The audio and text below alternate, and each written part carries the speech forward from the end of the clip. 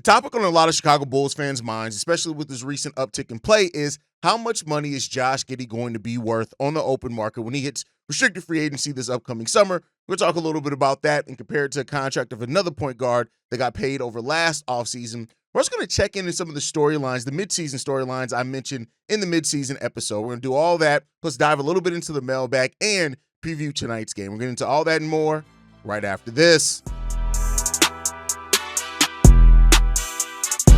You are now tuned in to Chicago Bulls Central, your number one place for all Chicago Bulls news and content.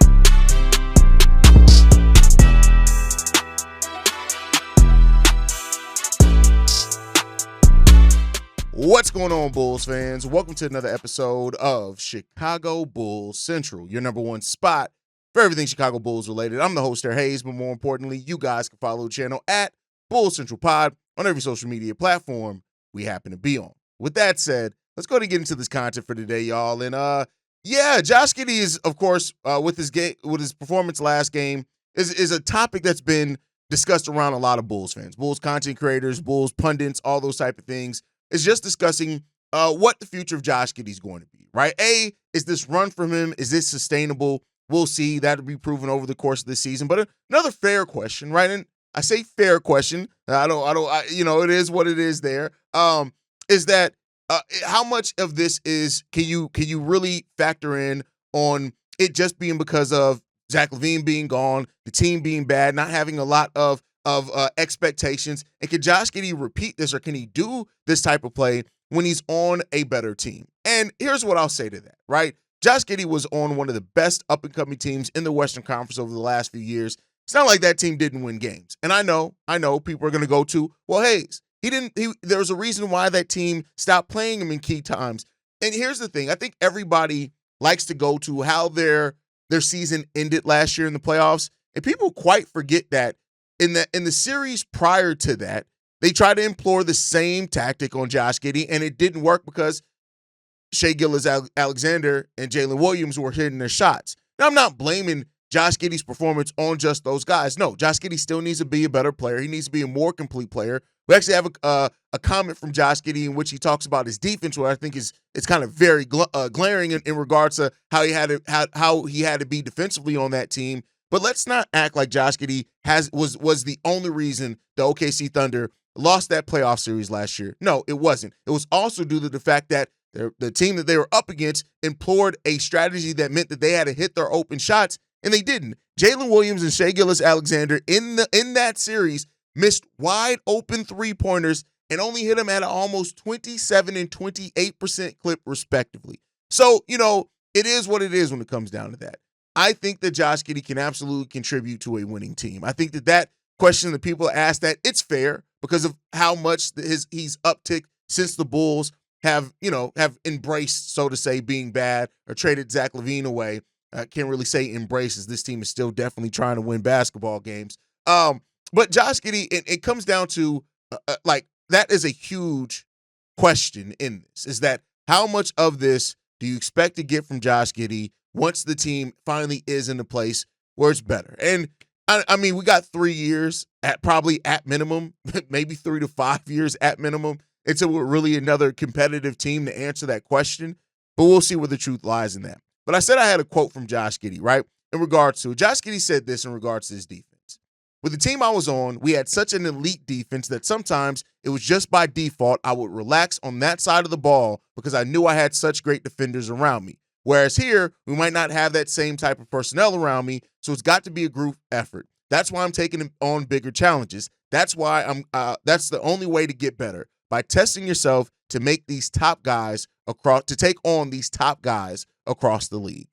So, it's good that Giddey has that level of awareness, right? That his defense, he has lacked on defense, right? He did lack on defense in OKC. That's probably a big reason as well why he's not there anymore. And he has to buy into, we don't have the defenders around him, right? We're a bad defensive team with or without Josh Giddey. And so because of that, you got to. Now, you have players like Lonzo Ball with their defensive IQ. You can lean on that. Dosunmu has really good defensive IQ as well. Hopefully these guys, I know he wasn't really here over the offseason, but I would really love to see Giddey. I know he's going to go back overseas. He's going to go back home. That's home for a reason. But I would love to see Giddey spend some time here, staying here, working with Peter Patton, right? Even working and doing some practices and some stuff with Dosunmu and Modest Bucilis, who I'm sure are going to be at the Berto Center a lot when it comes down to this offseason as well, as they both are from Chicago, so they're going to stay here. So I would like to see those things, right, happen for Josh Giddey, because I think that's going to help his development. Not to say I know he has his great coaches he's going to go and work with, that he's worked with probably in other off seasons, but you may need to change some things up. And Peter Patton, especially with being the shooting coach that he is, I would love to see Josh Giddey spend a portion of his summer here, right? Whether that means coming back early, maybe staying a little late before he goes back to Australia, a combination of the two, right? I would love to see that, but that's just kind of my personal thing that I would like to see for Josh Giddey, right? But this all goes back to Josh Giddey's contract, right? And he said this, direct quote, "I'd be lying if I said I wasn't thinking about it. Every player in the league thinks about it, but I don't let it impact what I do on the floor. I don't come out here with any preconceived ideas on how I want to play or the numbers I want to put up to earn X amount of dollars, whatever it may be." So here's the thing, right? I know a lot of Bulls fans, and rightfully so, are going to say, well, Josh Giddey's playing this way because he wants his contract, right? And here's the thing that I'll say about motivated by that. Like, every player's motivated by what their next contract is to a degree, right? You let those things work itself out. Now, when it comes to Josh Giddey, the question that a lot of Bulls fans, especially with the rumors earlier in the season that he wanted a $30 million contract, there's going to be great questions on, all right, bet. With that said, then, if that's what he wants, is he worth that? And I still have I know the Josh Giddey stands is where it comes from, stands to fans, right? They're like, pay him whatever he wants. Somebody's going to pay him that. Somebody's going to get that done. And that's not necessarily true. Like, I'm saying somebody will pay Josh Giddey, right? If the Bulls aren't willing to, somebody will pay Josh Giddey, best believe it, right? For a player that's never averaged less than double digits in his career, he's averaged 13.7 points per game in his career, with 7.3 rebounds, 6 assists basically, right all along his career numbers that also he's having this season. What he's also doing this season that he hasn't in prior years, he's averaging over a steal per game. The first time in his career, he's averaging over a steal per game. Still a half a block per game. He's shooting the ball 45% from the field right now, 37% from three-point range. 54 games played this season so far for Josh Giddey as well. And so the rumor was that he wanted $30 million, and even so much as to say, comparing it to Jalen Suggs' contract, right, where he's about $30.1 million annual average salary. His contract started off at $26.5 million. Doesn't actually get to over $30 million until the second to last year on that deal. Both years he's making $32 and $35 million respectively, but he's making less than that each one of those years leading into that. And the question is can he get that Jalen Suggs type money? And here's the thing. If he keeps playing the way that he is, he's probably going to get it. I know that Bulls fans don't like to hear that, but he's probably going to get it. When you look at his career numbers as well, and compare that to Jalen Suggs' numbers, Jalen Suggs averaged 12.3 points per game for his career. He's averaging 16 points per game this season, which he's definitely stepped up hugely offensively. He's shot the ball 41% from the field, 32% from three, 3.3 rebounds, 3.3 assists, and 1.3 steals for his career, right? That's what Jalen Suggs is averaging for his career right now. When you look and compare those numbers with Josh Giddey, yeah, the numbers are very similar. Now, the thing that separates the two is Jalen Suggs is a much better defender, but you can make the conversation that Josh Giddey is a much better creator and rebounder than Jalen Suggs has ever been, right? So he creates other shots for his teammates at a way higher rate, way better efficiency than anything Jalen Suggs has even sniffed, even with this season. And Jalen Suggs' assists going up a little bit this season to 3.7, which is crazy. You could say that from last season is up to 3.7. The rebounding numbers aren't even close. Josh Giddey blows him out rebounding. Jalen Suggs is a way better defender. So it's how you weigh those two skill sets is what's going to play into it. Now, I personally think a sweet spot for Josh Giddey in this contract is $22 to $26 million. That's my personal opinion. But when you look at Jalen Suggs' contract, that's where it starts off at. It just ends at a much higher rate, and you're going to see those increases. The Bulls have signed flat contracts before. Vooch was that. Patrick Williams is on that now, right? So we'll see what that means for it and what that can do for the negotiation. But the fact is, as I said this in a tweet, I'm going to bring it back here. Josh Giddey is about to get paid. That just is what it is. Now, what level that is, it depends on how strongly he continues to finish the season, how much that is in the years and those things.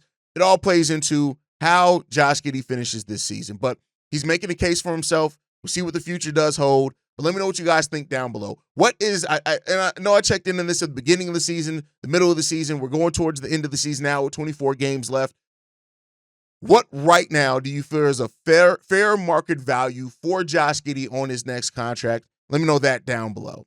With that said, I figured since we're checking in on the Josh Giddey contract situation, it'll be a good opportunity to check in on some of the other midseason storylines that we talked about before. And the main one to go to is Coby White and Dosunmu's future. Now, they both made it through the trade deadline without being traded, but I don't really think there's much clarity on either direction. The biggest sign of clarity that we've gotten is that the Bulls were less interested in shopping Io than Coby White, that, teams got the feeling that the Bulls did not want to move on from Dosunmu, is what we've heard from K.C. Johnson after the trade deadline, and that they are open to extending him. Hell, that same day, K.C. Johnson said, well, the Bulls could be open to extending, or a couple days before that, actually open to extending Lonzo Ball. Then they did it. So we'll see what happens there. Io is the type of player that I've said it before. Io can fit in on any team makeup. It does not matter. And that's the type of player that you keep around. I get it that you're worried a little bit about what the next contract could be, but considering that when Josh Giddey signs his extension, and I'm saying when because I do think it's going to happen,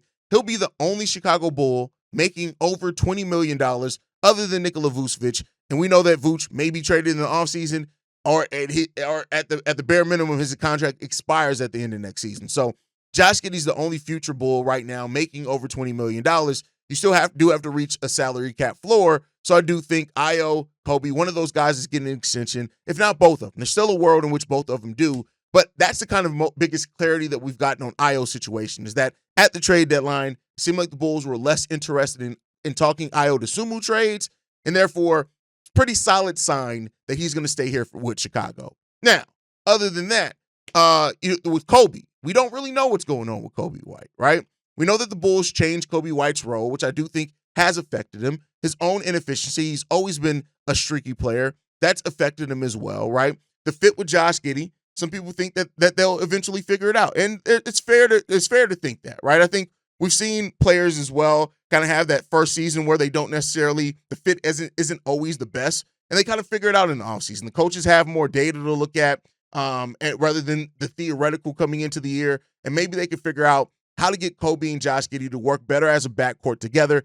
If you do that, I think it does brighten Coby's future as well. But if Josh Giddey signs an extension, which is likely, and let's say the off chance that the Bulls do draft a guard, especially a shooting guard, I think a combination of those two things would start indicating what the future of Coby White is here in Chicago. That's my personal opinion, and that's a big if, right? Bigs, they could very well go center. Asa Newell, Kaman Malowick, Derek Queen. These are all guys that the Bulls absolutely could go for at the big man spot, especially considering the future of Nikola Vucevic and him just not being under contract after next season. So if that happens, that's the most likely scenario. But if they do draft a shooting guard, and especially a shooting guard that at least on paper fits better with Josh Giddey, I think that starts showing what the future is going to be. Now, again, could not necessarily be the truth. I'm not saying that that's the truth, but we just don't have any meaningful clarity as of right now on what Coby White's future is. All we know is that 7 teams were interested in Coby White this year at the trade deadline. The Bulls didn't pull the trigger on a move. Coby White's had an inconsistent season. The one thing with that is, I'll say this, is that one of the biggest concerns and one of the biggest reasons that the Bulls were reportedly looking to move on from Coby is the difficulty in re-signing him, right? You can only offer him 140% increase if you give him a contract extension, which means that he's probably going to go into unrestricted free agency regardless so he can get more money. The Bulls still have his bird rights there. But if Coby White has another down season or suffers an injury, Coby White may actually take the security in the contract extension. But, we'll see, right? I'm not guaranteeing that, but that's another thing to look out for. Now, the other storyline is that the young Bulls, we came into the season wanting to see Dalen Terry and Julian Phillips step up. The roles have been drastically inconsistent. I think it would be unfair of me to really try to draw out some huge future for these guys when we just have not seen them play a whole lot. one could say, well, Hayes, that probably is telling you what their future is, and you be fair for that response. And we'll see what the future holds for these guys. I just want to see how these guys finish the season. We know that they both are still under contract for next year, so we'll see what the future holds for those guys in that place. But overall, I don't think that there's been a large enough sample size to say for sure. They both have shown flashes in different ways, especially over the last couple of games. And the opportunity that they have to continue to finish this thing strong, I think, is a really important part in all of this as well, that we'll see how it goes. So let me know what you guys think on that down below. All right, let's get into it. The last topic for today. The Bulls do have a game today against the Clippers. Now, Vooch has already been ruled out for this game. Jalen Smith is out again, too, so that means that we're going to get another start for John Collins. Sorry, for Zach Collins. And the Clippers are coming in here with the 9th best net rating in the league.